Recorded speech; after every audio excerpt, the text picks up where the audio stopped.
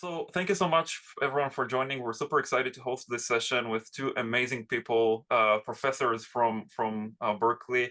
I'll let both of you to present yourselves, and then we'll start the session itself with questions, kind of like 30 minutes from our list, and then we'll open the discussion to questions from the audience. So yeah, who want to go first and introducing themselves? I'm happy to go first. I'm Henry Chesbrough, and I've been at Haas for 20 years, and I was also a PhD student at Haas for 5 years before that. And during my PhD days, I had the great pleasure of being Sara's teaching assistant and got to see right up close just what a great teacher she is and how organized and thoughtful she was. She was an excellent example for me. And after having that experience, I went and taught at Harvard Business School for 6 years and then came back to Haas. And I guess the only other thing I'll say is I've been working on managing innovation since then, and I'm best known for an idea called open innovation that will probably come up in the questions. Sarah. And so Henry's one of the few people who actually knows the difference between HSB and HBS, right? That people confuse a lot when they talk about the Haas Business School or the Haas School of Business or the Harvard. So I've been at Haas for longer than Henry has been. And maybe we'll leave it at that. So I used to teach in operations management, and I kind of migrated into new product development and then into design, partly as a result of the fact that it's really hard to build products that aren't designed for manufacturability. And so that kind of caused me to back into the new product development space. I've done a lot of multidisciplinary work at UC Berkeley, bridging business, engineering, design, creating classes that are still offered on new product development and product management. And my focus, like Henry's, has been in the innovation space. I come at it a little bit more from the product, service, customer experience, design point of view. I think Henry looks at it, he looks at those things, but adds more of an organizational lens to thinking and governance structural lens to thinking about how all of that happens. So maybe we'll just jump in, huh, Almog? Sure. Thank you so much for introducing yourselves. And my first question is to you, Professor Chesbrough, about open innovation. So can you, for those who haven't heard about this yet, define open innovation, and also how do you envision generative AI impacting the future of open innovation? Sure. So I want to observe from the chat that 3 of our comments are AI assistants taking notes. So when we talk about the emergence of AI, we even have it right here on our own call. Back to open innovation. I wrote a book that was published by the title Open Innovation back in 2003. And at that time, we were coming out of the dot-com bust, and companies were going back to basics, and the focus was on execution. There was a popular book at that time by that name, and I had the great good fortune to publish this open innovation book at a time when people were just starting to open up again to think about new ways to innovate. So the timing was good. Open innovation as a definition is about a distributed model of innovation involving knowledge flows across organizational boundaries from the outside in and from the inside out, according to the organization's business model for both monetary and non-monetary reasons. So a long definition, But the reason you might care about it is in the 20 plus years since the book was published, there are now literally billions of Google search responses to open innovation as a search term. And when I went on LinkedIn a month ago and used open innovation as a search term to search for people, you can also search for jobs or companies, et cetera. But I found more than 600,000 people on LinkedIn who had open innovation somewhere in their profile. So it has spread a lot since that time. And so that's been quite lucky for me, and it's been exciting to be a part of it. And my next question for you, Professor Beckman, is how do you define product management and design thinking? I might do a parallel trajectory, sort of what Henry just described about open innovation. And I haven't actually plotted the data, but I have done similar searches on LinkedIn on product management. And it too, in the last 15 to 20 years, has grown significantly as a field, in part in response to some of the same forces that I think have caused open innovation to matter. So we're focused on AI today, but the fact is that the trajectory of change of technology, I think you all are well aware of this, has been on an exponential curve. And we hit the knee of that curve more or less during COVID. So coincidentally, with this massive pandemic and disrupting pretty much everything in our lives, technology has taken off, and COVID accelerated the adoption of that technology. So if I'm an organization, I have to figure out how I significantly speed up my ability to design new stuff, design new experiences for living, for working, for learning. And I would argue that at a meta level, open innovation is critical to that. People today are now talking about ecosystem design and the creation of ecosystems to innovate, which is probably just a different word for open innovation, as best I can tell, although Henry can react to that. But so who, at a more micro level, if at a strategic level, I'm thinking about, well, how do I access all these different technologies and co-create experiences for people, then I've got to think at a more, then I think about the open innovation, the structural governance issues around that. But then I also have to execute that stuff. And that's kind of what product managers do. So what's happened is that back when I worked at Hewlett Packard, very long time ago, where R&D took forever, and eventually light bulbs would get thrown over the wall into the manufacturing and marketing people, and there wasn't a very tight connection among those functions to actually smooth the delivery with regularity, right? I think Henry will agree that these were the days when you never knew when the next new product would come out. And now we kind of are structuring that in a very different way. So agile and all of those things have happened in that time frame. So the product manager, to me, is the glue among these things. Nobody reports to them, but they make sure that supply chain, marketing, R&D all work together in support of putting new products, services, customer experiences into the marketplace. And to some extent, product managers manage the partnerships that Henry's talking about in open innovation. They don't manage all of them, but oftentimes they are critical to connecting to both internal and external ecosystem partners in order to make that happen.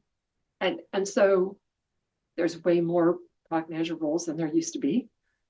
Same growth in that kind of role on LinkedIn. And to me, where this is going, I think Henry's implying there's been a significant trajectory. Co-creation, whether with AI or any other technologies, co-creation with partners is not going to become less and less important right? It will become more and more important. And so being able to do open innovation, but also being able to manage. Can you hear me better? Yeah, Yeah, absolutely. Yeah. sorry about that. I move around too much and then you can't hear. So I'll try to not do that.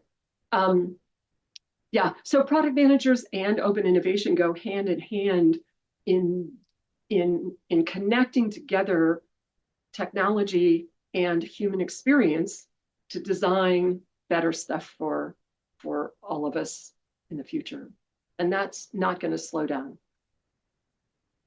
So I'll take this, what you've said, and I'll ask Professor Chesbrough about relevant methods of and ideas of open innovation for product managers. How do you see product managers leveraging open innovation for their career, for their company, for their startups?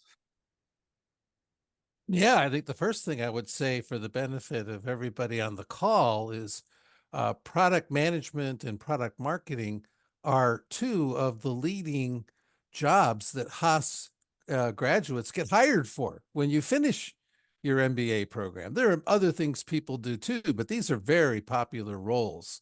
So it's very relevant to people in Haas. And if I can confess, I myself was a product manager a long time ago now in the hard disk drive industry of the computer industry for a company called Quantum that competed with HP. And we're going back a long ways now when disk drives were measured in megabytes rather than terabytes. But the importance that Sara describes to product management and its role in orchestrating across boundaries inside the organization and across boundaries outside the organization, that remains as fresh and relevant today as ever. So to your question, Almog, I would say that I think of product managers as having tons of responsibility and information, but unfortunately, usually not much authority. And that's one reason why Haas graduates need to have a holistic, broad perspective in these roles, because you have to tap into and access expertise and knowledge from many places, both inside the organization and outside the organization. And when you're moving knowledge around, it really does connect to those distributed knowledge flows I was talking about in my definition of open innovation. And just to give a little more intuition, I'm going to give two quick examples of what I mean. If we go into the pharmaceutical industry and look back in time 25 or 30 years ago, the top pharmaceutical companies had most of their compounds come from their internal R&D labs. And that's how they sourced new compounds, new products. And this was huge for their profitability, for their market value, having these blockbuster drugs. Today, the situation is quite different. Most of the compounds in most of the big pharma companies originate somewhere else, often from an academic medical center, and those often then get licensed to a biotech or a specialty pharma company who pushes it further. And then when it's ready to go in those last stages of human trials, that's often when a big pharma comes in, licenses it for a lot of money, and then carries it the rest of the way to fill in its portfolio. So in the last 25 or 30 years, there's been a big shift from doing everything inside your four walls to a shift now, you might think of it like a relay race where the baton is passed often multiple times on the journey from the laboratory to the market. A second example would be just now we were talking about AI. Well, large companies and universities have been doing AI research for decades. But why is it suddenly so popular now?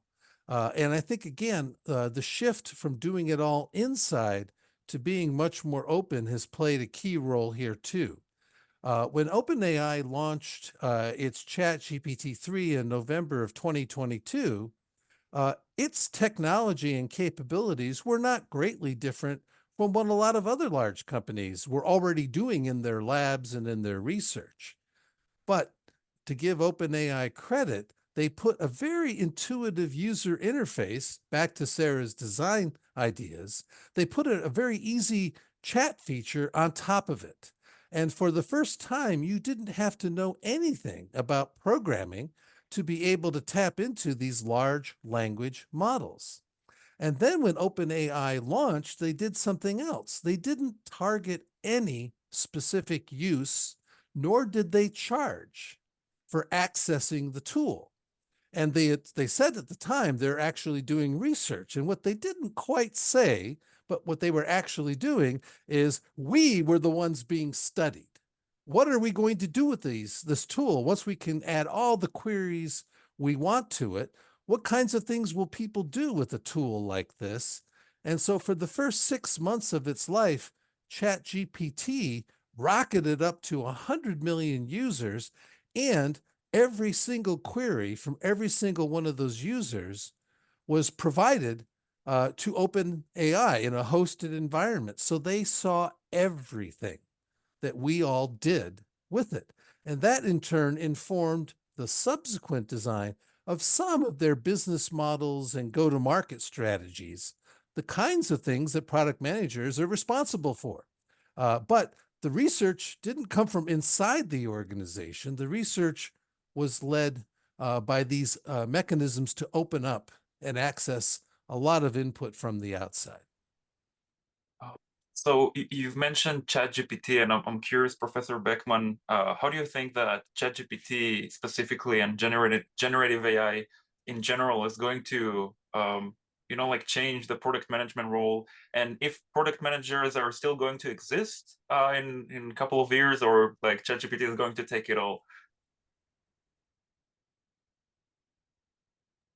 ChatGPT just told me to unmute myself. I'm just kidding. First of all, let me say, I don't think it's going to replace product managers, at least not in the short run. We've been playing a lot with ChatGPT. We are restructuring our product management studio course and really trying to think about how we can both use AI to teach the materials, but also help product managers learn how to augment themselves by using AI. By the way, somebody will Google this and figure it out. There's something called Arena, something else, and it allows you to put a query in, a prompt in, and it will compare the answers from like 20 different LLMs. So we keep using ChatGPT as kind of a placeholder here, but obviously there's a lot of other options. So let me throw out a couple of very specific places in which I'm finding that AI can be helpful. So for example, if I ask a product manager to list the jobs to be done by their product for their customers, just yesterday I had 2 class sessions in this, and people might put hardly ever 10 jobs in the template. Well, there's a lot more jobs that are done than that. There's a tendency to focus in on functional jobs to be done, be very feature focused about what they're delivering, when in fact there's all kinds of social and emotional jobs associated, or larger outcomes associated with a job. So, create a logbook might be the job that a product manager would list. The question is, why do I want a logbook? It's because I want to track something. Why do I want to track something? Because I might want to improve it. So if I ladder up and ask, what outcomes am I trying to achieve with a particular job, I open up a lot of space for thinking about how I can improve what I offer to the customer. So the first thing is just in exploration of jobs to be done, and AI will give you a list. If you put in, I would like to target thus and such type of person and help them solve problem X, what are all the desired outcomes they have for solving that problem, it will give you 20, 30. And then if you put in what are the things that stand in the way of them achieving those, you get another 20 or 30 jobs. So it opens up thinking. Second way in which it opens up thinking, journey maps. So I can ask ChatGPT to tell me about the day in the life of, name a type of customer user. I was doing boutique owners in downtown Oakland the other day, and it will tell me what they do when they open the store, how they have to manage inventory, how they interact with customers, et cetera, et cetera. So it's a great way. Third thing, and then summary. It's a third thing is my experience is that most people are not very good at conducting interviews, particularly ethnographic interviews, where they're trying to understand somebody else's life. You can ask ChatGPT to design an interview guide for you, and they do a really good job, including hints like be an active listener, ask open-ended questions. So these are three ways in which I could augment myself as a product manager. They don't preclude going to that boutique and hanging out with the owner and finding out what it's really like to go through that day in the life, or what are the emotions associated with that work. So product managers will have to then, and this gets a little bit along to some of your other questions. As you know, I'm not a big design thinking fan because I think it overly focuses us on just one way of framing and solving problems. I'm a fan of thinking about critical thinking, systems thinking, design thinking, total quality management, lean startup. All of these are different ways to frame and solve problems. So what product managers in the future, not just product managers, all of us, honestly, we really have to be much better at understanding how to frame and solve problems. Observe and notice, frame and reframe, imagine and design, make and experiment. What are the core capabilities we need to do that? Because in the future, I'm going to take all that output out of whatever model I asked, and then I have to make a judgment. Like, does this really represent the customer segment that I want to serve? How does this intersect with other potential customer segments? How do I choose which jobs I'm going to serve to position me competitively? So asking all of those questions is going to be more and more important, which leads to then obvious questions about, are we teaching all of those things in our MBA and other programs? But I'll leave that for now and say, I think that you're safe having a job going into the future, but being able to frame and solve problems is going to be really a critical skill set to be able to work with those augmented capabilities. So both of you discussed about the ease of I think I can hear myself. Oh no, it's okay. Both of you discussed about the ease of basically creating new things with ChatGPT, and Professor Chesbrough, in your latest book, you talked about the exponential paradox, right? About the productivity growth. I'm curious to hear your thought about whether if it's good that now you can just create a new app using ChatGPT, and so many apps basically are containers for the same technology. So is it actually good or bad for the productivity growth? Because like many apps are using the same technology, but they're still creating some value. So I'm curious to hear your thoughts about that. Yeah. Before I jump into that, I want to underscore and support something Sara just told us. There's a big debate about whether AI is going to replace us or whether it's going to augment us. And I am firmly with Sara in the augmentation school. I think it's a great tool to help leverage us. I don't think it's going to be replacing very many of us, particularly in the product management, product marketing, orchestration, and coordination roles that we're talking about.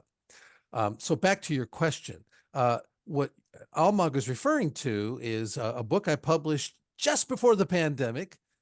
Not a good time to bring out a new book.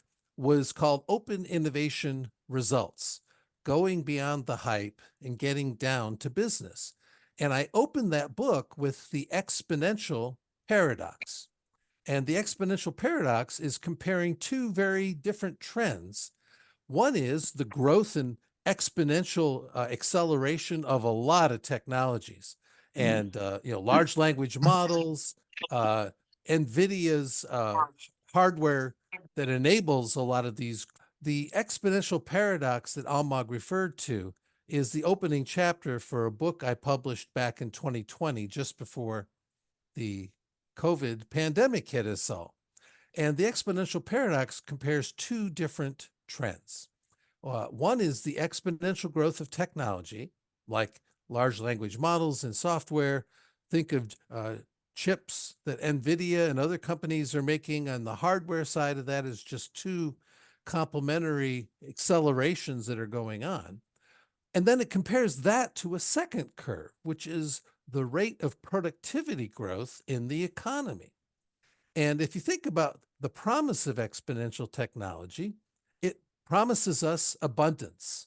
There should be more and more, and it should be faster and cheaper as well, which would seem to imply better productivity. And yet, when you look at the productivity data, not only is productivity growth not accelerating, it's actually going down, meaning we are not growing productivity as fast as we used to back when our tools were more primitive. So this is the paradox.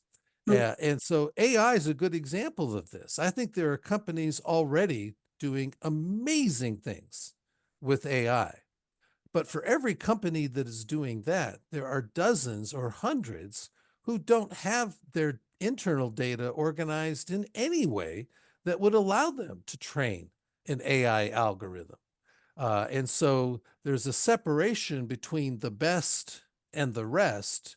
And I think this is what's driving the exponential paradox. Until most of us are able to employ our data and algorithms and large language models in ways that generate new insights, we're not going to get much value out of it. A few companies will get a lot of value, but most of us, not so much. So I think that's what's going on. And the AI is just the latest example of many where we have lots of great technology coming, but we don't seem to be generating a lot of productivity improvement out of that. And one of my next questions is around actually higher education and the academia. How should universities prepare students for what's coming, basically for generative AI, for the whole AI era? How do you think, again, the higher education should equip students with skills for the future? I'll start with you, Professor Beckman. I won't give you my whole lecture. I did a podcast on this a couple weeks ago. I'll just in short say I'm a fan of Sal Khan's picture of the future university, which he describes in his book, One World Schoolhouse, where he says, why isn't the university a place, let's say, for example, in Silicon Valley, where companies throw problems into it and students spend 4 years solving problems? And I confess the first time I read that, it astonished me, and I think it astonishes a lot of people. But think about that as a model and unpack it. And it doesn't have to be Silicon Valley, and it doesn't have to be corporate problems. But if you think of really training people to be able to define a problem, to learn to ask the right questions to go find the information that they need. So now I get demand pull for accounting and operations and marketing, instead of teaching it to you in the core and then saying in your second year, do you remember that while you're doing this project? So in the simple case of an MBA, you can even think about, there's a very interesting opportunity to flip that around.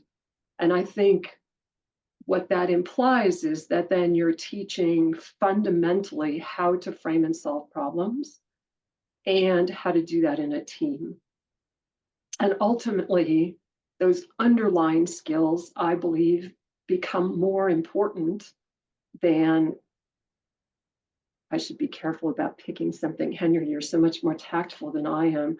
I should let you do this. But conjoint analysis, let's pick something. Surely it'll get back to the marketing faculty that I said this, but do I need to learn conjoint in a basic marketing class, or do I learn it when I'm in the middle of trying to figure out how to evaluate the trade-offs that customers are making between, and maybe conjoint won't be the only way to do that. So being more clear about what it is that I want to accomplish, evaluate trade-offs, and then be able to go search for what are the mechanisms to do it, and then learn those mechanisms is very different than presuming that we're teaching you all the right core capabilities in a core curriculum today.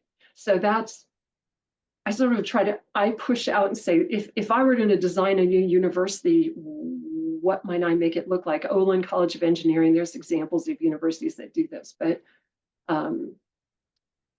I sort of push that as the picture. Then you could say, well, there's incremental little steps along the way to doing that we could play with.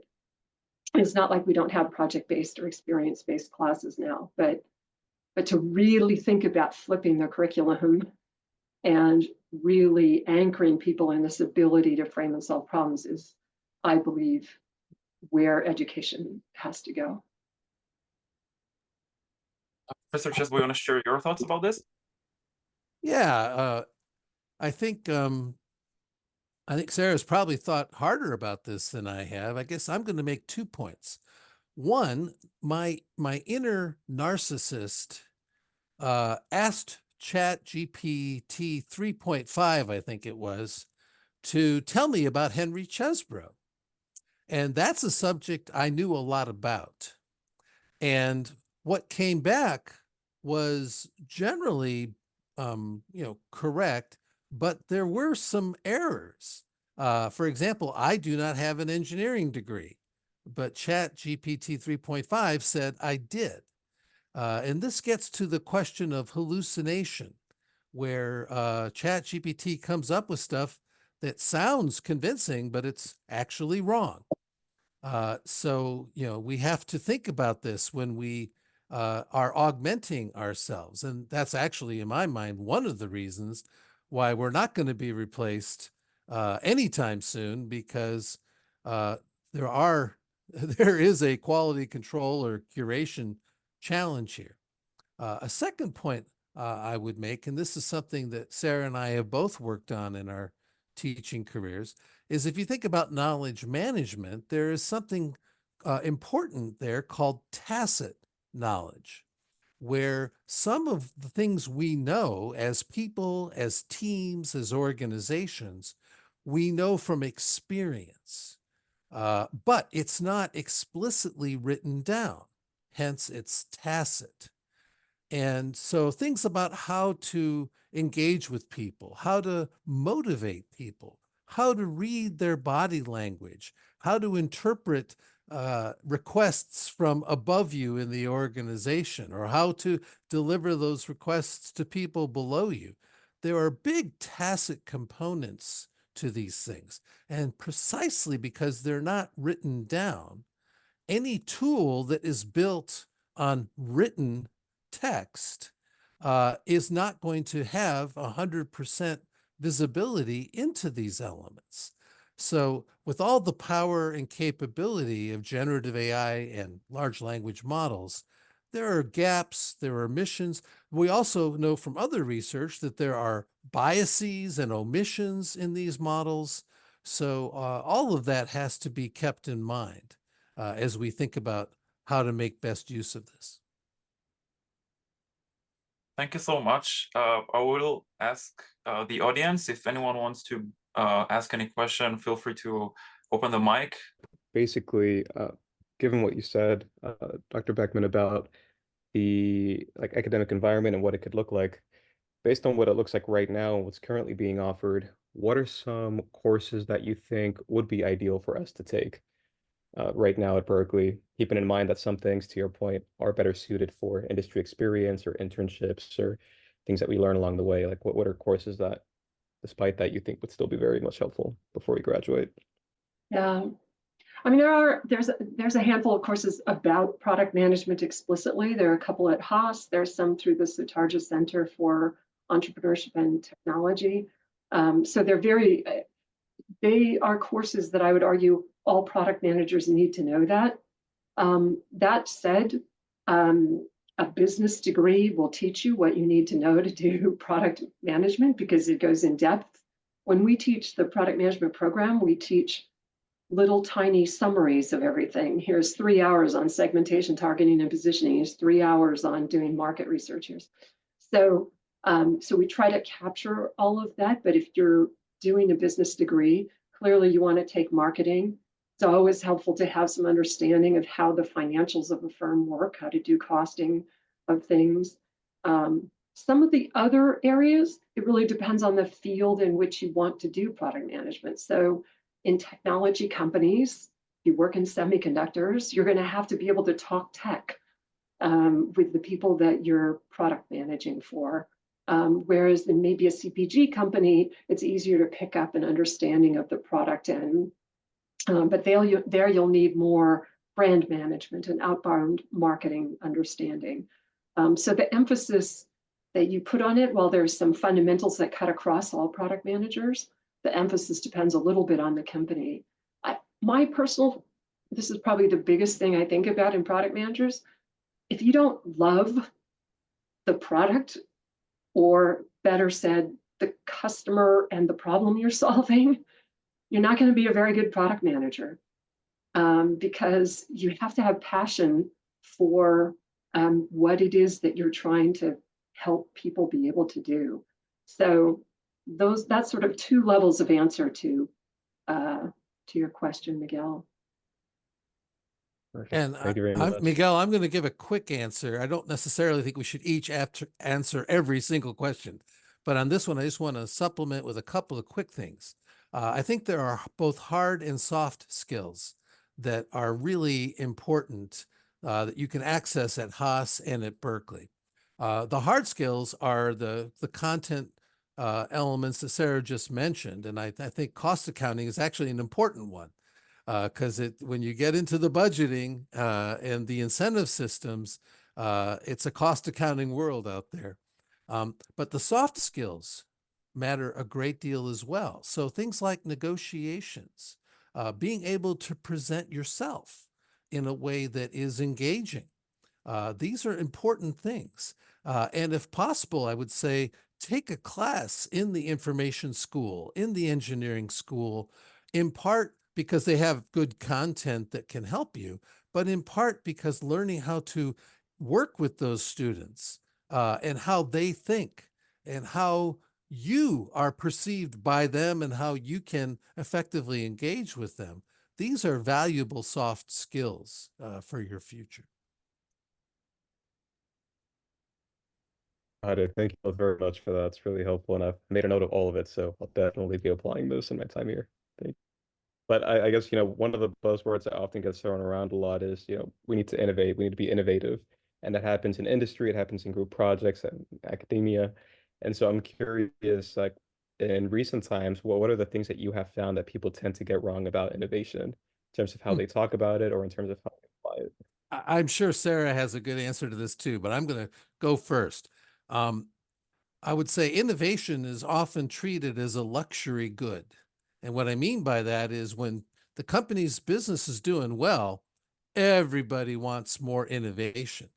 But when times turn tough and but sales are down and profits are going away, sadly, innovation is one of the first items that gets scrutinized and cut. And that creates kind of a whipsaw effect where we really, really want it, and then suddenly we got to cut it. That's one of the challenges. A second challenge I would say is that people want innovation, but they really don't want failure. And if you are doing innovation right, you are going to be inducing a lot of failure. And so you need to figure out ways to manage failure. And there are some very good techniques for how to do that. But in many, many companies, the culture does not tolerate failure.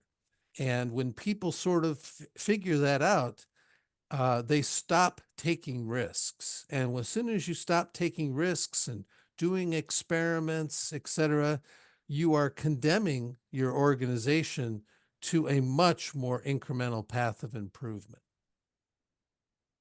And I'll just add to that because I totally agree. Just a couple of thoughts. First of all, people often associate innovation with breakthrough as opposed to innovation of a platform or simply a derivative product. And the risk associated with each of those is quite different. So I can innovate a derivative product without a lot of risk, and therefore fear of failure can be lower. But I don't want to not innovate at the breakthrough end, because then I have nothing to feed the pipeline of new platforms and new. So that risk stuff you can manage by having a meaningful portfolio of investments, just as you would with your financial portfolios. And then the other thing, I think people tend to focus innovation on product. And if you look up Doblin Group and Doblin's 10 Faces of Innovation, it talks about all the different places that innovation can happen in an organization. And I think people tend to think too narrowly about it, that I can only innovate products or maybe products and services, when innovating processes and policies and organizational design and channel strategy are all opportunities. And then I would link that back to what Henry says, in that some of those could be riskier than others, but having experimentation strategies, like I want to add a new channel, how do I experiment with that and learn? And we're not very good about, again, our experimentation capabilities tend to focus on product and service instead of on how do I experiment with a new pricing strategy, or how do I experiment with a new branding representation. So this notion that I would both appreciate the spectrum of innovation and then connect that understanding to risk taking, right? And then connect that, Henry, to having good experimentation strategies to learn and thus de-risk, is stuff that I think people don't appreciate about what the word innovation means and how to take it on in an organization. Thank you both very much. I'm invited to talk in this fireside chat about innovation, and so as part of just preparation for that, I love hearing from those who have extensive experience in industry, like give their take on innovation, and also the things that people are misunderstanding about it, because that definitely feeds me, and I'm excited to share that with others as well. So thank you for that. There's a question in the chat, Henry. How would non-accountants learn cost accounting? Yeah. Interestingly, you can take accounting classes in the engineering school. So, and I mention that because when I was in college, back when the earth was cooling, we had a very kind of theory-oriented math department. And then we had an engineering school that was also teaching calculus. And I found it much more helpful to learn calculus by the engineering uses of calculus than I did from deriving the central limit theorem and what that meant about how calculus would operate. So having a class from engineering about cost accounting is going to show you a lot of applications for why it's important. And I'll give you kind of an open innovation one that I just learned about recently. GE, for years, created a software division out in Pleasanton, California. And part of their work was to create an industrial automation operations system called Predix, Predix. And they were trying to create a platform. And Sara has been talking to us several times about platforms, even on this call. GE was trying to do it too. Spoiler alert, it failed. But what's interesting and what I learned recently, and gets back to cost accounting, is one of the reasons for the failure. And that was that in GE's organization, they set up their software unit as a profit center. So when GE businesses were asked to help Predix get into other accounts where GE was already selling stuff through these business units, Predix wanted the profit to go to them because that's how they were set up. But the business units that are bringing their customers to Predix still had their own targets to meet. And so by setting up Predix as a profit center and asking them to collaborate with internal profit centers, they created a zero-sum competition for the customer and who was going to get the profit on that transaction. There are easy solutions to that problem, but GE didn't do them. And so cost accounting is a way to actually see how the numbers will actually work in practice. And so anticipate some of these incentive conflicts and perhaps improve the outcome for the company. Lived through that at HP with sheet metal bending and die casting, but that's it's the same story, different setting. You might not be surprised. I would send you to Coursera. I think Khan Academy has a bunch of stuff on accounting. I have an accountant son who learned a ton of stuff from sources like that.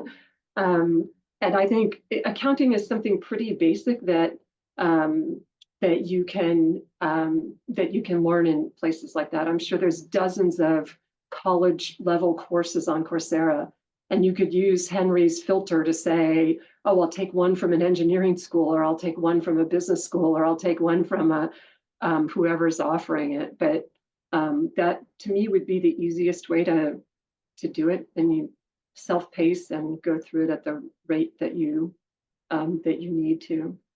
So those are the ways I would do it.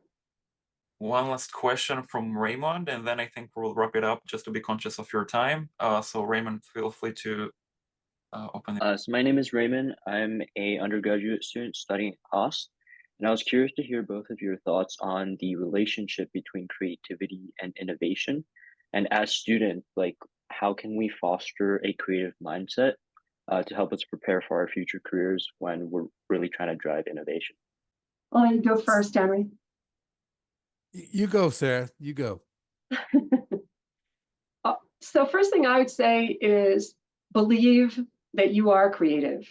I just this trope that certain people are creative and other people are not is not really true. We are creative in different ways. There's a whole bunch of stuff out there. I guess I would put paying attention to the world around you. So not walking across campus with your phone in front of your face, but paying attention to what you see. To me, I used to love hanging out in design firms because people would go to movies and read books, and they just had a really broad perspective on the world. And when you have that broad perspective, then when you're asked to think about, well, what are all the ways I could solve problem X? You have a lot of material handy to be able to do that. So first of all, believing there's more than one answer to a problem. Unfortunately, standardized testing has beat that out of us. But if you go back to saying, I believe that I can answer this question in multiple ways, or better yet, I could ask, is this the right question to ask? Those things open up possibility that you will see alternative options and then be able to play with them and turn them into something potentially interesting. And the only other thing I would say is it goes back to that question of what is innovation? And I think a lot of us have this notion of, I just had 2 students do this yesterday in class. Well, my idea wasn't very original. So they're judging themselves on their creativity by not believing that something that they've done could make a contribution or could help people think about something in a different way. So it kind of fits in this growth mindset notion a little bit of believing in the possibility of what you can be, as opposed to believing that you are stuck being what you think you are today. Right, Henry? Well, well said. I'm going to quickly add three quick points to Raymond's question. I think at the individual level, as Sara said, we all have moments when we are creative. For me, for some reason, when I'm taking a shower, I am having more creative thoughts. There's something about self-grooming that seems to stimulate me. I can't tell you why. At the team level, there are elements that get back to diversity and inclusion where you don't want a 6-person team to have 6 people from the exact same profile. You're going to get more creative results from teams that blend and mix different skills and experiences.